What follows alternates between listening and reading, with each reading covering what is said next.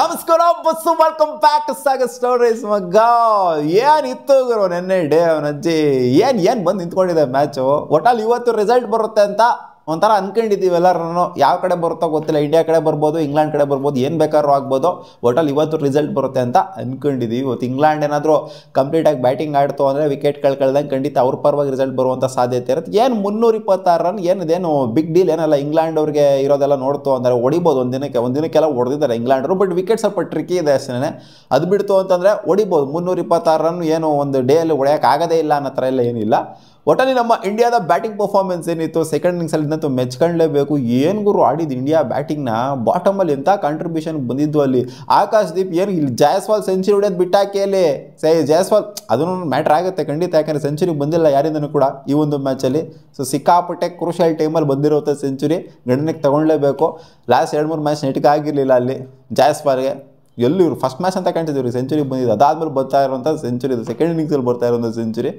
So ಸಖತ್ತಾಗಿ order ಜಯಸ್ವಾಲು. Stand ಕೊಟ್ಟರು, ಒಳ್ಳೆ ಸ್ಟ್ಯಾಂಡ್ ಕೊಟ್ಟರು. ಬಟ್ ಅದಕ್ಕಿಂತ ಮೆಚ್ಕೊಬೇಕಾಗಿರೋದು ಆಕಾಶ್ ದೀಪ್ ಕೊಟ್ಟಂಥ ಸ್ಟ್ಯಾಂಡ್ ಗುರು. ಆಲ್ಮೋಸ್ಟ್ 100 ರನ್ ಕಾಂಟ್ರಿಬ್ಯೂಷನ್ ಪಾರ್ಟ್ನರ್ಶಿಪ್ ಬಂದಿದ್ದಲ್ಲಿ ಜಯಸ್ವಾಲ್ ಜೊತೆಗೆ ಆಕಾಶ್ ದೀಪ್ ಇವಾಗ ಔಟ್ ಆಗ್ತಾರೆ ಅವಾಗ ಔಟ್ ಆಗ್ತಾರೆ ಅಂತ ಎಲ್ಲ ಕಾಯ್ಕೊಂಡು ನಿಂತ್ಕೊಂಡಿದ್ರು. ಇಲ್ಲ ಮೈನ್ ಬ್ಯಾಟ್ರ್ ಬರ್ತಾರೆ ಅಂತ. ಟೈಲ್ ಎಂಡರು ಅಲ್ಲಿ ನೈಟ್ ವಾಚ್ಮ್ಯಾನ್ ಆಗಿ ಬಂದಂಥವ್ರು ಹೊಡೆದಿದ್ದು 66 ರನ್ನುಗಳು. ಎಂಥ ಕಾಂಟ್ರಿಬ್ಯೂಷನ್ ಅದು. ಜೊತೆಗೆ ವಾಷಿಂಗ್ಟನ್ ಸುಂದರ್ ಕೊಟ್ಟಂಥ ಕಾಂಟ್ರಿಬ್ಯೂಷನು ಬಾಟಮಲ್ಲಿ. ಆ 9 ವಿಕೆಟ್ ಬಿದ್ದಾದ್ಮೇಲೆ ಹೊಡಿತಾರೆ ನೋಡಿ. ನಾಯಡಿ ಪಿಡಿ ಹಾಕೊಂಡು ಚಸ್ತಾರೆ ನೋಡಿ.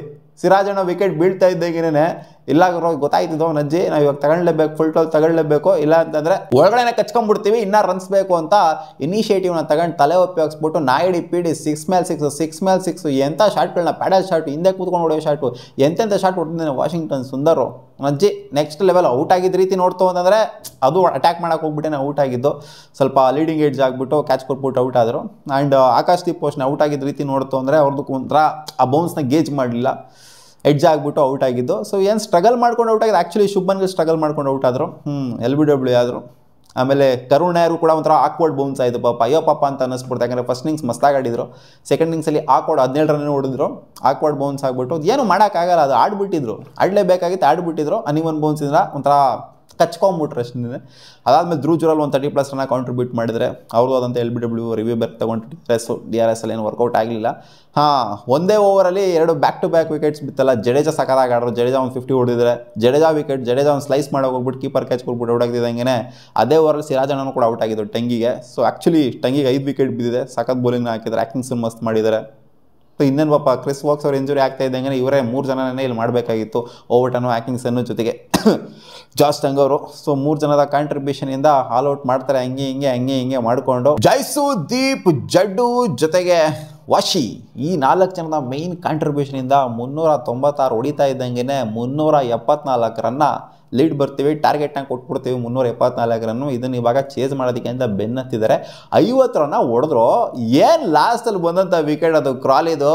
ಡೇ ಎಂಡ್ ಆಗೋವಂಥ ಟೈಮಲ್ಲಿ ಬಂತು ನೋಡಿ ವಿಕೆಟು. ನಜ್ಜಿ ಬೋಲ್ಡ್ ಮಾಡಿ ಹಾಕ್ತಾರೆ ಸಿರಾಜ್ ಭಯ್ಯ. ಎಲ್ಲ ಒಂಥರ ಪಾಸಿಟಿವಿಟಿ ಕ್ರಿಯೇಟ್ ಆಗೋಗ್ಬಿಡ್ತು. ಡೇ ಎಂಡಲ್ಲಿ ಆ ವಿಕೆಟ್ ಬಿದ್ದಿರಲಿಲ್ಲ ಅಂತಂದರೆ ಸಿಕ್ಕಾಪಟ್ಟೆ ಪಾಸಿಟಿವ್ ಆಗಿ ಬರೋರು. ಇವತ್ತು ಫ್ರೆಶ್ ಆಗಿ ಬರೋ ಥರ ಇತ್ತು. ಇವತ್ತು ಟಾರ್ಗೆಟ್ 324 ರನ್ನು ಅಂತಂದರೆ ಇವತ್ತು ನೋ ಲಾಸಲ್ಲಿದ್ದೀವಿ ನಾವು. 324 ಆರಾಮಾಗಿ ಚೇಸ್ ಮಾಡಿಬಿಡ್ಬೋದು ಅನ್ನೋ ಥರ ಬಂದ್ಬಿಡೋ ಫ್ರೆಶ್ ಆಗಿ ಬರೋರು. ಬಟ್ ಇವಾಗ ಒಂದು ವಿಕೆಟ್ ಡೌನ್ ಬರೋದಕ್ಕೂ ಫ್ರೆಶ್ ಆಗಿ ಬರೋದಕ್ಕೂ ಸೂಪರ್ ಫ್ರೆಶ್ ಆಗಿ ಓಪನರ್ಸ್ ಬರೋದಕ್ಕೂ ಡಿಫ್ರೆನ್ಸ್ ಇರುತ್ತೆ. ಸೊ ನೋಡೋಣ ಏನಾಗುತ್ತೆ ಅಂತ. ಕಂಪ್ಲೀಟ್ಲಿ ನಮ್ಮ ಕಡೆನೇ ಇದೆ ಅಂತ ಹೇಳ್ತಿಲ್ಲ ಮ್ಯಾಚ್, ಏನು ಬೇಕಾದರೂ ಆಗ್ಬೋದು. ಇಂಗ್ಲೆಂಡರು ಕೂಡ ಒಳ್ಳೆ ಬ್ಯಾಟಿಂಗ್ ಸೈಡ್ ಇರುವಂಥ ಯೂನಿಟು. ಬಟ್ ಕ್ರಿಸ್ ವಾಕ್ಸ್ ಬೇರೆ ಇಲ್ಲ. ಅವ್ರು ಒಂದು ಬ್ಯಾಟರ್ ಡೌನೇ ಆಡಬೇಕು, ಒಬ್ಬರು ಆಲ್ರೌಂಡರ್ ಡೌನೇ ಆಡಬೇಕು. ನೋಡೋಣ ಅದೇನಾಗುತ್ತೆ ಅಂತ. ಒಟ್ಟಲ್ಲಿ ಈ ಮ್ಯಾಚ್ನು ಇಂಡಿಯಾ ಸೋತ್ಬಿಡ್ತು ಅಂದರೆ ಇದು 10 vs 11 ಆಗಿರೋದ್ರಿಂದ ಈ ಮ್ಯಾಚ್ ಸೋತೋಗ್ಬಿಡ್ತು ಅಂತಂದರೆ ನಮಗೆ ಆ್ಯಕ್ಚುಲಿ ಒಂಥರ ಅಜೀಬು. ಯಾಕಂದರೆ ಎಫರ್ಟ್ ಹಾಕಿದ್ದೀವಿ ಮ್ಯಾಚಲ್ಲಿ. ಸೆಕೆಂಡ್ ಇನ್ನಿಂಗ್ಸಲ್ಲಿ ಬ್ಯಾಟಿಂಗಲ್ಲಿ ಸಿಕ್ಕಾಪಟ್ಟೆ ಸಖತ್ತಾಗಿ ಸೈಕಾಗಿ ಕಮ್ಬ್ಯಾಕ್ ಮಾಡಿದ್ದೀವಿ. ಸೊ ವಿಕೆಟ್ಸ್ನ ಎತ್ತಬೇಕಾಗಿರುತ್ತೆ. ಸಿಕ್ಕಾಪಟ್ಟೆ ಪ್ರೆಷರ್ ಇರುವಂಥದ್ದು ಇವತ್ತು ಸಿರಾಜ್ ಬೈ ಮೇಲೆ. ಪ್ರಸಿದ್ಧ ಕೃಷ್ಣ ಮೇಲೆ ಇಲ್ಲ ಅಂತ ಅಲ್ಲ, ಎಲ್ಲರ ಮೇಲೂ ಕೂಡ ಇದೆ. ಬಟ್ ಎಕ್ಸ್ಪೆಕ್ಟೇಷನ್ ಜಾಸ್ತಿ ಇರೋದು ಸಿರಾಜ್ ಭಯ್ಯ ಮೇಲೆ. ನೆನ್ನೆ ಬೇರೆ ಒಂದು ವಿಕೆಟ್ ಎತ್ಬಿಟ್ಟಿದ್ರೆ ಸಿರಾಜ್ ಭಯ್ ಏನಾನ ಮಾಡ್ತಾರೆ ಇವತ್ತು, ಏನಾನ ಮಾಡ್ತಾರೆ ಅಂತ. ಕಷ್ಟ ಇದೆ ಬ್ಯಾಟಿಂಗ್ ಆಡೋದಕ್ಕೆ, ಈಸಿ ಅಂತೂ ಇಲ್ಲ. ಯಾಕಂದರೆ ಅನಿವನ್ ಬೌನ್ಸ್ ಇದೆ, ಜೊತೆಗೆ ಬಾಲ್ ಬಿದ್ದು ಒಳಗೆ ಬರೋದು ಗೊತ್ತೇ ಆಗ್ತಿಲ್ಲ, ಆ ಥರ ಬರ್ತಾ ಇದೆ ಬಾಲು. ಸೊ ನೋಡೋಣ ಏನಾಗುತ್ತೆ ಅಂತ. ನಿಮ್ಮ ಅನಿಸಿಕೆ ಏನು? ಇಂಗ್ಲೆಂಡ್ ಕಡೆನಾ ಇಂಡಿಯಾ ಕಡೆನಾ? ನನ್ನ ಪ್ರಕಾರ ಇಂಡಿಯಾ ಗೆಲ್ಬೋದು ಅಂತ ಅಂದ್ಕೊಂಡಿದ್ದೀನಿ. ಒಟ್ಟಲ್ಲಿ ರಿಸಲ್ಟ್ ಇವತ್ತೇ ಬರುತ್ತೆ ಅಂತ ಅಂದ್ಕೊಂಡಿದ್ದೀನಿ. ನೋಡೋಣ ಏನಾಗುತ್ತೆ ಅಂತ. ಮತ್ತೆ ಸಿಗೋಣ ಮುಂದಿನ ನೋಡಿದ್ರೆ ಗಾಯ್ಸ್. ಬಾ.